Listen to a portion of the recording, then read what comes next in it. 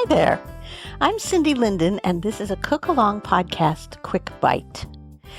When I'm considering desserts, I find myself often thinking about gooey things and cakey things and pie things, kind of fancy, really uber rich kinds of decadent desserts. I happen to like them, but I forget that some of the best desserts can be some of the most simple ones. When I was a kid, maybe once or twice a year, my mother would make baked apples, and she used a recipe from Betty Crocker, of course. At the time, that was the thing to do. That one, or Better Homes and Gardens, I think was the other one.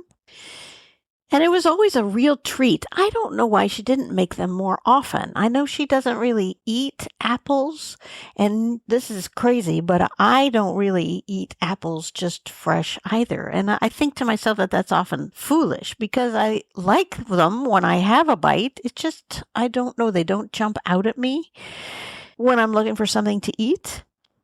But I do like them in pies. I like them in tarts. I like them in crumbles and apple crisp and apple cobbler.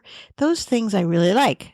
Now, clearly, those are both cooked and have a fair share of decadent pastry with them. Baked apples kind of falls in the little better for you, less decadent category, and yet they are such a treat. They are so, satisfying. I guess that's the word. While this can be thought of traditionally as an autumn dessert, it's really wonderful all year round. In the middle of the winter, if you can just go to the store and get an apple, because we are lucky that way in this country to be able to just get apples whenever, you can make it in the middle of January or February when it's really cold outside. And I think it'll taste even better. When my mother made them, only every once in a while would she get them the way she wanted them, which was to have the sugar and butter in the apples develop into something kind of thick and syrupy, kind of like maple syrup and sometimes even as thick as corn syrup. And she never knew how it happened or why it happened. And I don't either. I'm not going to pretend that I know the science to make that happen because otherwise I would be doing it. And if you're listening to this and have a way to do it and know that it always comes out kind of thick and gooey, I would love to hear about it. If you would contact me at cindy@thecookalongpodcast.com, I'd be thrilled. But meanwhile, I want to tell you that until a couple of days ago, I haven't baked apples in probably 25 or 30 years, I bet. Because I forget about them. And like I said, when I'm thinking about dessert, that isn't the direction my mind goes. So a couple of days ago, I pulled out my Betty Crocker recipe, and I was thinking about my mother's wish to have things be thicker and richer in the syrup. And so I started scouting around online. I did not find that. But I did find a lovely recipe made by Trisha Yearwood on the Food Network that I decided to try to meld with my Betty Crocker recipe. Baked apples were a treat, and if you've never had one, I can try to describe them. They're a whole apple, and their skin is kind of shriveled and not necessarily attractive unless you know how much your mouth is going to enjoy eating it. They are shrunken and they have golden sauce / syrup in the middle of them and around the outside of them that you spoon over the top. I like to have them with half and half or heavy cream poured into the bowl around them so that that mixes with this sort of brown sugar butter sauce. And it was always a special day when my mother made those. And one of the cool things about them is that they're just as good cold as they are warm, which means, in my book at least, that they're fair game for breakfast. I think it's an appropriate breakfast food. Fruit, cinnamon, cream, you could be having those things in a lot of different ways, but this is maybe a little better one because it includes this fruit. The reason I'm doing this as a quick bite and not as a recipe is because it is so simple and it takes so few ingredients that to do it as a full podcast would just be silly. We'd be done in no time and have nothing to really learn from the experience. So I'm just going to tell you how to do this. And I hope you will try it. And I'm going to give it to you as a recipe per apple because when I made it the other night, I only made one. My partner doesn't care for them, and I do. Part of the reason I haven't made them for so long is because I don't want to just make myself a dessert and not have something to share. But there comes a time when if you like something and somebody else doesn't, you just do it anyway. And that's where I got to the other day. The ingredients are simple. You need whole apples, and the best ones for this are probably Rome apples, Rome Beauty, I think they're called. I haven't been able to find those this year. Wine saps are also good if you can find those. Again, these are not things you're likely to find in the grocery store, though. If you're looking for something in the grocery store, you might look for a Honeycrisp or a Granny Smith. Those are going to be tart, which is kind of wonderful when combined with the other things that go in the recipe. I like them not super tart. Granny Smith is a little further than I like to go. But see what you can find in sort of the middle tart ground. And then get one for each person you're serving to, unless you want some for breakfast the next day, in which case you need a couple of extras. Your do-ahead is this. You need to preheat your oven to 375. While it's preheating, you're going to do two things, and one of them is obnoxious, but not terrible. You need to core the apples, but if you can do it without cutting all the way through to the bottom, you'll be happier with yourself. A melon baller can be used to scoop at the center until you get all the seeds and that sort of crispy, hard inside part that holds the seeds. You want all of that out of there. I, the other day, used a grapefruit spoon, which has serrated edges, and it took me a while because it doesn't actually scoop very well. It cuts into things pretty well, but it doesn't really scoop. But I was able to use it to scrape the area out that I needed and then kind of scoop it out with a regular spoon.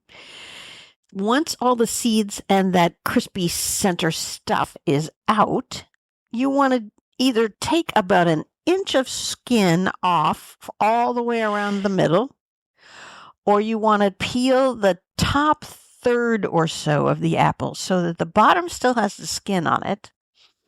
And either way, what you're doing is keeping the apple from splitting as it cooks.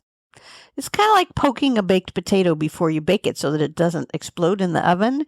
This is the same thing. It will keep the expanding apple flesh from splitting the skin. So I hope you can picture that. You're either taking off a band all the way around the outside, or you're taking off the top third or so of the skin. You just need to give the apple a little room to expand. Now, in a small bowl, for each apple, you're going to put a tablespoon of softened butter. There's another do-ahead.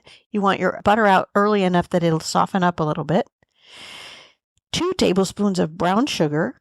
That's packed, of course, because that's the way we always measure that. 1/4 of a teaspoon of cinnamon.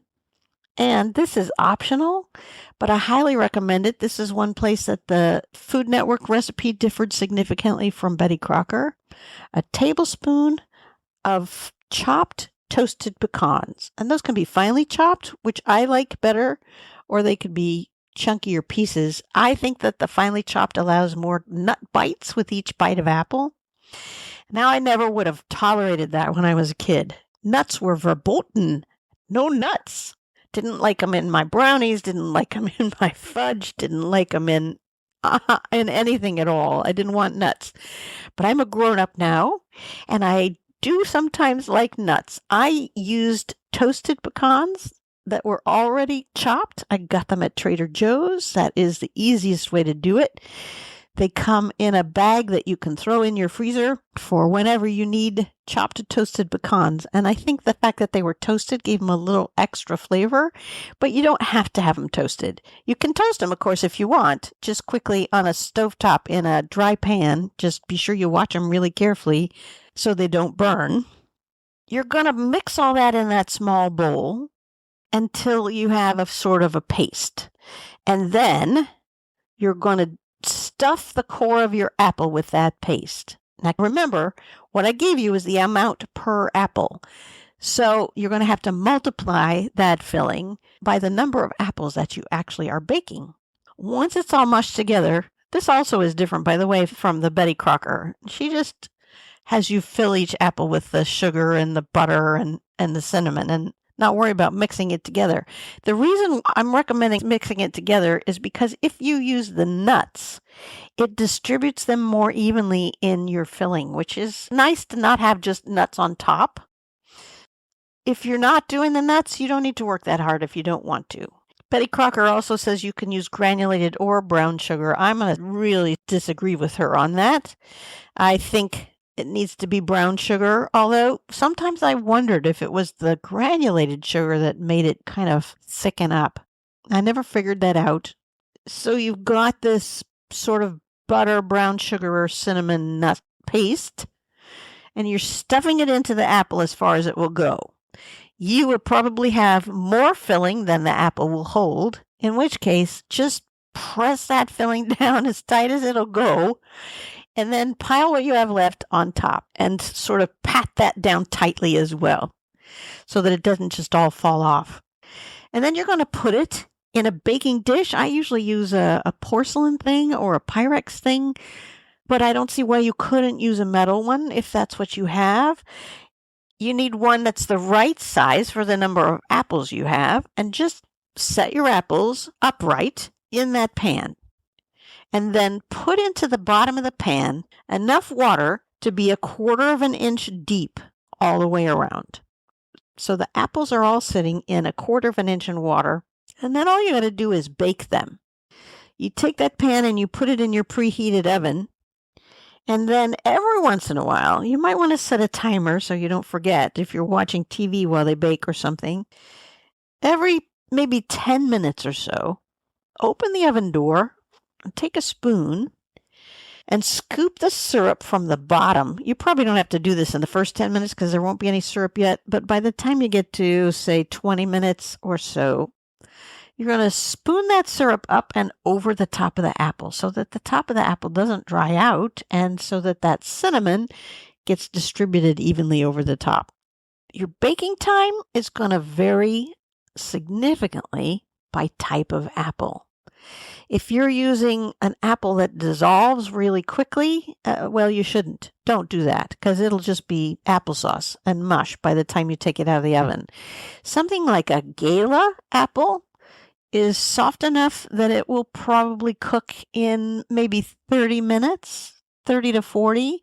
If you're using a harder apple like a Honeycrisp or a Granny Smith, it could take up to 60 minutes for that apple to bake. And how do you know it's done? You take a fork, and one of the times when you reach in to spoon the sauce over, you stick the fork into the apple. And if it just slides in like it would into the kind of apple you have in an apple pie that's baked, then your apple is ready. And then you take it out and let it cool a little bit, at least. You don't want to serve them piping hot.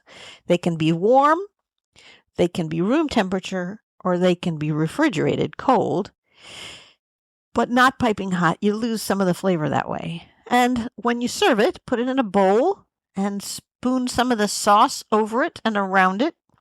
And then, like I said, in the bottom, pour a little cream. And that can be whatever kind of cream you like, but something cold to contrast with the heat or to complement the cold that you're having it from the refrigerator. And neutral and rich. And then you just eat it with a spoon.